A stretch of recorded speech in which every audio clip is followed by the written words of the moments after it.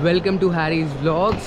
सो आज है 24th of November और हम इस वाले वीडियो में जा रहे हैं मुंबई इन बोइंग 777 इकोनॉमी क्लास। बोइंग 777 का इकोनॉमी क्लास मैंने कभी भी एक्सप्लोर नहीं किया है और ये व्लॉग जो है मतलब मैं पहली बार ही शूट करने जा रहा हूँ। बहुत ज़्यादा एक्साइटेड हूँ। आई थिंक फ़िलहाल एयरबस A320 के बाद सबसे बड़ा प्लेन यही है। I am not sure but हाँ, this plane is humongous. Vlog देखना स्टार्ट कर रहे हो तो लाइक सब्सक्राइब ज़रूर करना।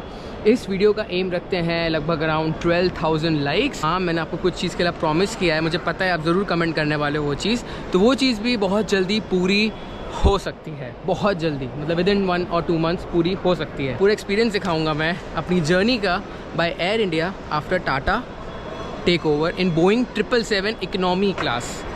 हाँ, समझने वाले समझ गए होंगे भाई, ये ब्लॉग जो है काफ़ी अलग होने वाला है। तो अगर आप टर्मिनल 3 आओ दिल्ली में ना, तो ये ब्लॉक F में आ जाना अगर आप एयर इंडिया से ट्रैवल कर रहे हो तो। मैं पहले ही बता दूं क्योंकि फिर आप इधर उधर देखोगे बाद में आओगे, तो याद रख लो ब्लॉक F में एयर इंडिया के काउंटर्स हैं। फर्स्ट 2 हैं that is for business and first class, जो कि इसमें हम नहीं ट्रैवल कर रहे हैं, लास्ट टाइम ट्रैवल करे थे। तो अभी फ़िलहाल इकोनॉमी में लाइन इतनी लंबी नहीं है, वैसे तो बहुत लंबी होती है, एंड बिजनेस क्लास में भी एक ही 2 लोग हैं, तो बस फ़र्क आ गया। इस साइड हम हैं, शायद कुछ समय पहले हम उस साइड थे, अभी इस साइड है। 10 kgs। Request you to give me the last end window. तो गाइस बोर्डिंग पास मिल गया है और मुझे मिला है 41K। सबसे लास्ट में विंडो सीट ली है मैंने। तो हाँ, क्योंकि बोइंग 777 है ना, तो इसमें K कैटेगरी भी है और कॉन्फ़िगरेशन है 333। तो सोचो कितनी बड़ी फ़्लाइट होगी है। भाई साहब सिक्योरिटी में ज़बरदस्त लाइन है यार, ज़बरदस्त। इसको पार करता हूँ फिर मैं आपसे मिलता हूँ, उसके पहले तो पता नहीं कैमरा देना पड़ेगा। सिक्योरिटी के बाद ही मिलता हूँ मैं आपसे। Security is done. भाई साहब आधे पौन घंटे से मैं खड़ा था अंदर, अब जाके निकला हूँ। इतना ज़्यादा टाइम, इतना ज़्यादा मिसमैनेज्ड, मतलब ऐसा लग रहा है कि भाई कल दिवाली है। मतलब इतनी पब्लिक है ना गाइस, और यार मैनेज तो करना ही चाहिए। टर्मिनल 3 है आफ्टर ऑल, इंटरनेशनल टर्मिनल है और इतनी पब्लिक यार। मैंने बोल दिया उनको, है ना, सिक्योरिटी के वक्त मैंने बोला कि भैया बिल्कुल अच्छे से मैनेज नहीं है, क्योंकि अगर किसी की फ़्लाइट है ना 40 मिनट बाद, आधे घंटे बाद, समझो वो गया। इतनी ज़्यादा लाइन है। अभी टाइम हो रहा है 5:15 और भाई साहब सनसेट एक नंबर लग रहा है यार। हमारी फ़्लाइट है 8:15 की। हाँ, मैं जल्दी आ गया, मुझे पता है, क्योंकि मेरे को कैमरा चार्ज करना है, फ़ोन चार्ज करना है और बहुत सारे काम है। तो मैं जा रहा हूँ क्रोमा देखने, भाई कुछ मिल जाए मेरे मतलब का तो ले लूँगा, शायद ईयरफोन वगैरह। लेट्स सी, सोच रहा हूँ कुछ कॉफ़ी वगैरह पी लूँ। सुबह से जागा हूँ, नींद सी चढ़ी हुई है, अभी रात भर और जागना है, तो हाँ भाई सोच रहा हूँ कुछ कॉफ़ी वगैरह पी लूँ। राइट नाउ इट्स 5:37 और ये मैंने पता नहीं कोई ड्रिंक ली है और ये मुझे पता है, लग रहा है इन्होंने झाग भर दी है पूरी। मतलब मुझे ऐसा लग रहा है, पता नहीं इसमें, पता नहीं गाइस, पी के देखता हूँ। और हाँ, और ये मैंने कोई सैंडविच लिया है, ये कोई वेगन सैंडविच है, काफ़ी हेल्दी लग रहा था तो मैंने ले लिया। बिल मत पूछना कितना आया, बहुत बुरा कटा है। बट कोई नहीं गाइस, फिलहाल के लिए यही है। राइट नाउ इट्स 6:30, 7:15 को हमारी बोर्डिंग शुरू होगी और मैं अपने गेट के बाहर ही हूँ। मतलब ये है मेरा गेट 28 और यहाँ पे मैं अपना मोबाइल चार्ज कर रहा हूँ, क्योंकि मोबाइल में बैटरी है नहीं और कैमरे की बैटरी मैंने चार्ज कर ली है। तो हाँ, 8:15 की फ़्लाइट है, लगभग ऑन एयर टाइम है 2 घंटा 10 minute compare to any other aircraft, क्योंकि ये बोइंग 777 है, बहुत बड़ा एयरक्राफ्ट है। ये इंटरनेशनल फ़्लाइट के लिए ही यूज़ होता है मैक्सिमम, एंड आई होप हम एक दिन हम इंटरनेशनल भी जाएंगे इसी फ़्लाइट में।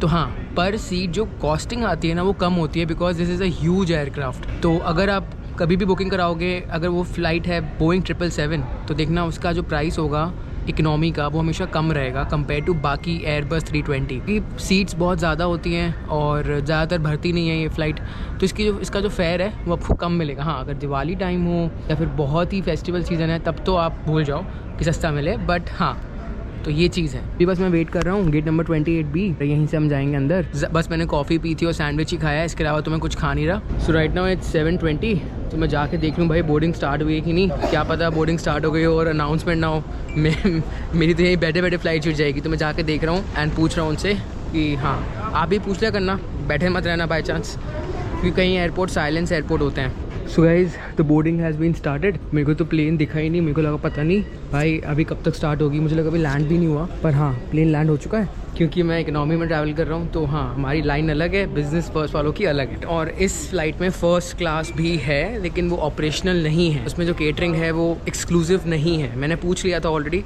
अपग्रेड का बोला था उनको कि भाई अपग्रेड कर दो, तो कह रहे थे कि बिज़नेस में कर देंगे लेकिन फ़र्स्ट क्लास में नहीं कर पाएंगे, it's not available. Available means कि जो बिज़नेस क्लास है बेसिकली, जो फर्स्ट क्लास है उसमें जो सर्विसेज हैं वैसी है नहीं डोमेस्टिक में, तो मुझे शायद फ़र्स्ट क्लास अगर ट्रैवल करना है तो इंटरनेशनली करना पड़ेगा।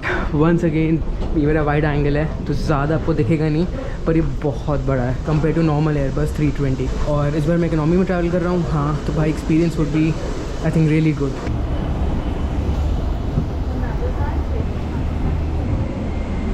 तो मैंने ना एग्जैक्टली यहीं पे ट्रैवल किया था, एग्जैक्टली ये सीट थी मेरी। सही है भाई। तो ये कॉन्फ़िगरेशन देख रहे हो 333, तो भाई यही प्लेन जाता है यूएस भी।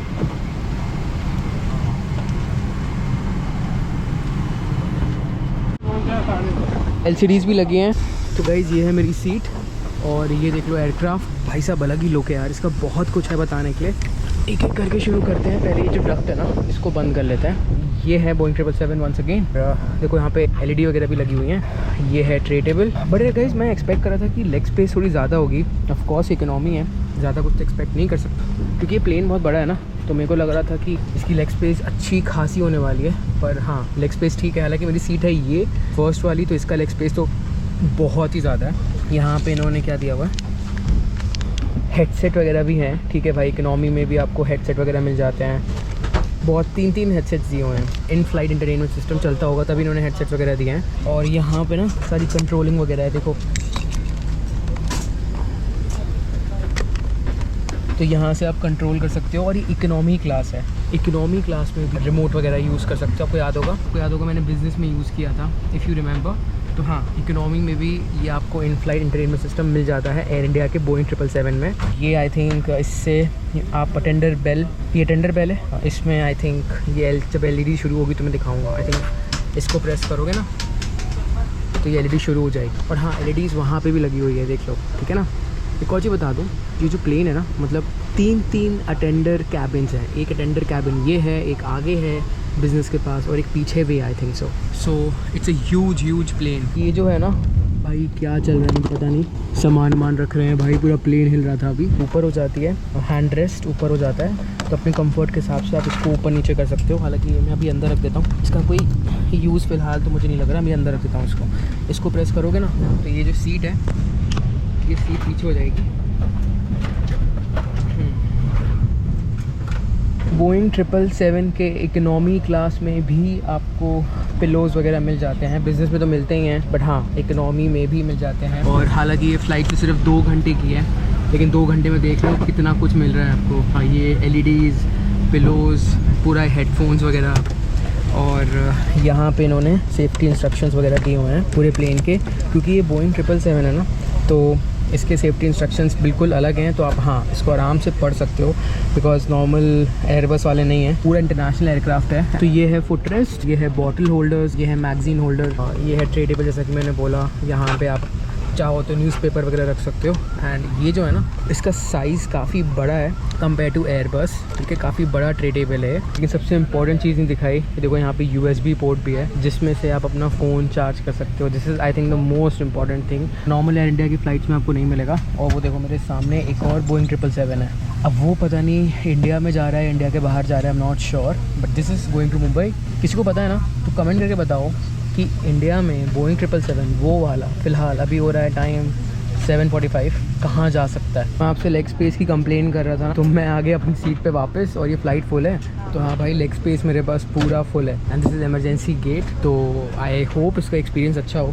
सो देखते हैं भाई। ट्रे टेबल पता नहीं इसका किधर है, अलग ही सिस्टम है भाई फर्स्ट सीट का। मैं एक बात बताता हूँ आपको, ये जो फ़्लाइट है ना AI 805 टू मुंबई, ये फ़्लाइट मोस्टली कॉर्पोरेट्स ट्रैवल करते हैं। मतलब सुबह 8 बजे चलती है ये दिल्ली से, और रात में 8 बजे दिल्ली से मुंबई वापस। तो जितने भी कॉर्पोरेट्स होते हैं ना, जिनको एक दिन काम होता है, मीटिंग वगैरह होती है, वही ट्रैवल करते हैं इसमें। ठीक है, सीट बेल्ट मैंने बांध दिए हैं और ये पिलो वगैरह रख लेता हूँ अपने पास ऐसे। एंड लगभग अराउंड टाइम पता नहीं कितना हो रहा है, देखो कैसे फंस के बैठा हूँ, जगह है नहीं। तो हाँ, पता नहीं अराउंड 8 बज रहा होगा। तो 8:15 बजे निकलेंगे और 1 घंटा 50 मिनट लगेगा हमको पहुँचने में।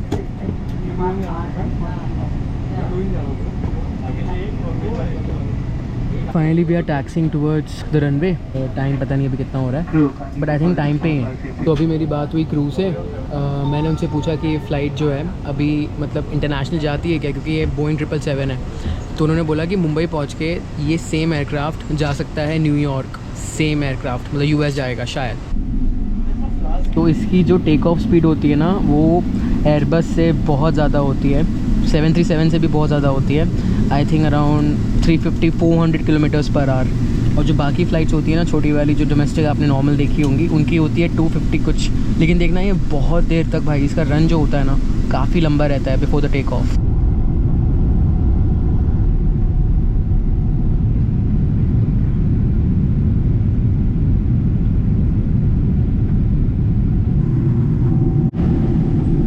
ये ट्रे टेबल ना यहाँ से आता है एक्चुअली, लेफ़्ट वाले हैंड रेस्ट से। यहाँ पे आप रख के खा सकते हो। थोड़ा सा ख़राब है, आई होप इसमें खाना ना गिर सकता है। ये थोड़ा सा टिल्टेड है। ये वॉमिट बैग भी दिए हुए हैं। मैं आपसे ऐसी बात करूँगा बिकॉज मुझे माइक के अंदर घुस के बात करनी पड़ेगी, आसपास आवाज़ बहुत ज़्यादा है। तो हाँ, ये वॉमिट बैग भी मिल जाते हैं। और जो फ्रंट सीट्स है ना, इसका मैगज़ीन होल्डर यहाँ पे दिया हुआ है। जो फ्रंट सीट्स हैं,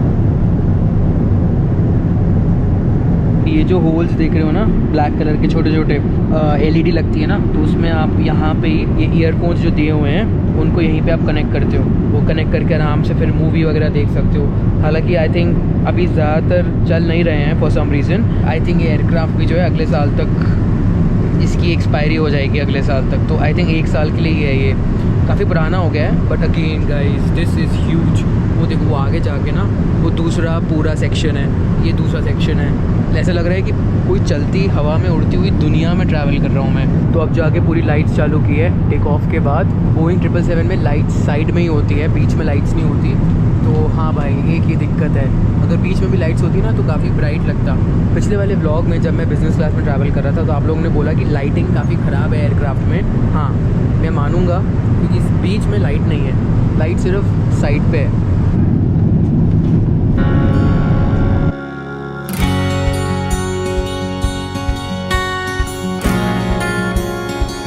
इसके सेफ्टी इंस्ट्रक्शंस बिल्कुल अलग होते हैं। ये जैसे कि मैं बोल चुका हूँ कि हेडसेट वगैरह दिया हुआ है जिसको आप यहाँ कनेक्ट कर सकते हो। तो इसको मैं यहाँ रख देता हूँ। मैट वगैरह दी हुई है, पूरे फ्लोरिंग वगैरह प्रॉपर है, सिर्फ यहीं पे नहीं दी हुई जो कि क्रू एरिया है। इसके अलावा पूरी मैट फिनिशिंग वगैरह दी हुई है। अगर बिना शूज़ के भी आप चाहो तो वॉक कर सकते हो in the aircraft. That's fine. Dinner is here. भाई ये अच्छी चीज़ है कि अगर आप इसमें ट्रैवल करोगे ना 8 बजे तो डिनर पक्का मिलने वाला है। And this dinner is by Taj SATS, ठीक है ना। तो catering is done by Taj SATS. तो एक एक करके देखते हैं इसमें क्या है। काफ़ी कुछ लग रहा है इंटरेस्टिंग। तो पहले सबसे ऊपर मुझे दिख रही है ये चॉकलेट। ये चॉकलेट मैंने लास्ट खाई थी दिल्ली बैंगलोर वाले सेक्टर में, सेम ब्रांड था। बट हाँ, इसमें एक चीज़ लिखी हुई है, specially pack for air India, dark chocolate with almond twist and orange. तो जैसे ही मैंने खोला मुझे दिख गए ये पराठे। और हाँ, जब मैंने बिज़नेस में ट्रैवल किया था तो ये पराठों का पराठे का मैंने बोला था कि मुझे अच्छे नहीं लगे थे, पर इस बार देखते हैं कैसे हैं। तो हाँ, ये गर्म तो हैं काफ़ी पराठे, no doubt, but last time ये काफ़ी फ्रेश नहीं थे उतने, और अभी भी मुझे उतने फ्रेश नहीं लग रहे। बट ठीक है, विल ट्राई इट एंड देखते हैं इसको बाद में। इसको साइड पर रखते हैं। वेज में क्या मिला है मैं बता दूं आपको। बाय द वे मैंने सब कुछ खोल लिया है, बात करते करते मैं खोल नहीं सकता था। ये कटलरीज वगैरह दी हैं, एयर इंडिया की ब्रांडिंग वगैरह है। तो ये है मिक्स वेज, इसमें पनीर भी है, मटर भी है, और काफ़ी बढ़िया लग रही है ये। और ये है पालक कॉर्न, ठीक है। तो आई थिंक बिज़नेस में भी शायद मेन्यू सेम होगा, सर्व करने का तरीका हो सकता है बिज़नेस में अलग हो, जो आप देख चुके हो। तो ये है पालक कॉर्न, ये है मिक्स वेज जिसमें पनीर है, ये है जीरा राइस, ये है पराठे जो कि मुझे अगेन बिल्कुल फ्रेश नहीं लग रहे, और ये इन्होंने दिया है कॉर्न। तो ये कुछ अलग है गाइस, काफ़ी डिफरेंट लगा मुझे। बिज़नेस में जब मैंने ट्रैवल किया था तो मुझे कॉर्न्स नहीं मिले थे, इसमें कॉर्न्स भी मिले हैं। कॉर्न्स के साथ ये है दही, साथ में हमको दिया है पिकल, और आई थिंक अभी डेजर्ट नहीं दी है। एंड आई थिंक कॉफ़ी भी अभी लेके आएंगे इसके बाद। आई थिंक सो खाना खाने के बाद कॉफ़ी भी आएगी। तो शुगर उन लोगों ने ऑलरेडी दे दी है, तो मैं तो 2 मिल्क पाउडर और शुगर फ्री लूँगा। एंड ये हमको मिली है पानी की बोतल। आई थिंक ये कप दिया हुआ है जिसमें हम कॉफ़ी पीने वाले हैं। तो ट्राई करते हैं पहले कॉर्न से, देखते हैं भाई ये कैसा है। बहुत बहुत बहुत टेस्टी है। मेरे को लगता है कि इसमें ना मैजिक मसाला डाला है, लेमन डाला है, and it is amazing. And अब ट्राई करते हैं ये पालक कॉर्न। दो कॉर्न्स दिए हैं, पालक कॉर्न्स एंड कॉर्न्स अलग से दिए हैं। ये भी ट्राई करता हूँ ये कैसा है। एक्सीलेंट। इसको आई वुड गिव 9.5, इसको आई वुड गिव 10 on 10। और अब मैं ट्राई करता हूँ ये मिक्स वेज, क्योंकि बहुत बढ़िया लग रही है। तो जो मिक्स वेज जैसी दिख रही है ना, आपको लग रहा होगा कि क्रीमी होगी और स्वीट होगी, नहीं, काफ़ी बढ़िया है, काफ़ी ओरिजिनल है और काफ़ी बढ़िया टेस्ट आ रहा है मिक्स वेज में। और पालक कॉर्न भी बहुत अच्छी है, इसको भी 9.5। खाना बहुत टेस्टी है। ये जो पराठे हैं ये मुझे उतने फ्रेश नहीं लग रहे, ये मुझे लग रहा है कि हाँ पुराने। इसको आई वुड गिव 3 on 10। ये पता नहीं आई थिंक क्यों दिए हैं, बट कॉर्न्स वगैरह काफ़ी बढ़िया है। देखते हैं डेजर्ट वगैरह अगर होगी तो मे भी मिल जाएगी, वरना तो शायद नहीं मिलेगी। तो हाँ, कॉफ़ी वॉफ़ी आती है तो मैं मिलता हूँ, जब तक मैं इसको ख़त्म करता हूँ। सो गाइस, कॉफ़ी आ चुकी है और इस बार हमको रेड ग्लास में नहीं मिली, अलग ग्लास में मिली है। 3 मैंने क्रीमर लिए हैं, 1 2 3, और शुगर भी दी हुई है, लेकिन मैंने उनको बोला है कि मुझे शुगर फ्री चाहिए। शुगर फ्री डालता हूँ, 3 क्रीमर्स डालता हूँ एंड कॉफ़ी इंजॉय करता हूँ। चॉकलेट जो है डिफरेंट है बाय द वे, बट हाँ ये कंपनी सेम है। डार्क चॉकलेट आलमंड, और जो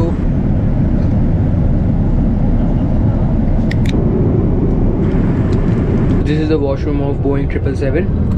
हाँ, और ये है ठंडे पानी के लिए, ये है डस्टबिन, टिश्यू पेपर्स, और लाइट काफ़ी कम है, और ये हैंगर भी दिया हुआ है, चाहो तो टांग लो इधर। और ये है स्मोक डिटेक्टर, और यहाँ से फ़ैन वगैरह भी दिया है, यहाँ पे हवा वगैरह आ रही है इधर से। और ये क्या है पता नहीं। हाँ, तो ये है फ्लश। कभी कभी तो मैं सोचता हूँ भाई साहब कहाँ पे नहीं की है ब्रांडिंग एयर इंडिया की। टेक ऑफ करने से पहले ना वो सामान चढ़ा रहे थे, तो सामान के ऊपर भी एयर इंडिया की ब्रांडिंग थी।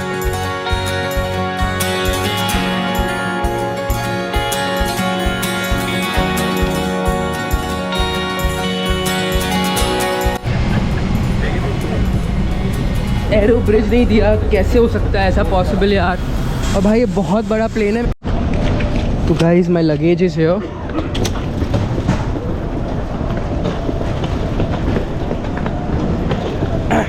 मेरी फ़्लाइट है अकासा 12 बजे की टर्मिनल 1 से, एंड ये है टर्मिनल 2।